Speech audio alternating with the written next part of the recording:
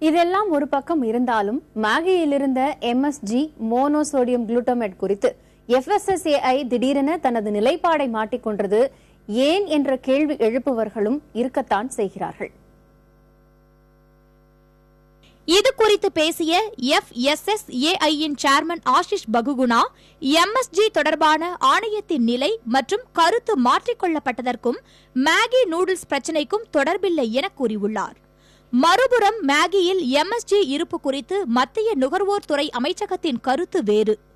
தேசிய நுகர்வோர் நீதிமன்றத்தில் 640 கோடி ரூபாய் இழப்பீடு கேட்டு நெஸ்லே இந்தியா மீது மத்திய அரசின் நுகர்வோர் துறை தொடர்ந்த வழக்கில் உணவில் அனுமதிக்காத வேதிப்பொருளான MSG சேர்க்கப்பட்ட மேகியை விற்பனை செய்வதன் மூலம் நெஸ்லே தவறிழைத்துள்ளது என கூறப்பட்டுள்ளது. அதோடு மேகி பாக்கெட்டுகளின் மீது தவறான தகவல் உள்ளது என்பது மட்டுமின்றி MSG-யால் ஏற்பட வாய்ப்புள்ள பாதிப்புகள் குறித்தும் நுகர்வோர் பாதுகாப்பு துறையால் விரிவாக பேசப்படுகிறது. உதாரணமாக, MSG என்பது மனித உடலில் ஒவ்வாமை எனப்படும் அலர்ஜியை ஏற்படுத்தக்கூடியது, மூளைக்குள் பாதிப்பு ஏற்படுத்தும் வல்லமை கொண்டது என்றும் கூறப்படுகிறது. அதோடு கருவுற்ற தாய்மார் மற்றும் குழந்தைகளுக்கும் கடும் பாதிப்புகளை MSG ஏற்படுத்தக்கூடும் எனவும் சொல்லப்படுகிறது. இதையெல்லாம் தாண்டி மத்திய அரசின் நுகர்வோர் துறை நெஸ்லே இந்தியா மீது தொடுத்த வழக்கின் விசாரணை நடந்து கொண்டிருந்த நேரத்திலேயே FSSAI-யின் தலைமை செயல் அதிகாரியாக பொறுப்பு வகித்த YS மாலிக் மாற்றப்பட்டார்.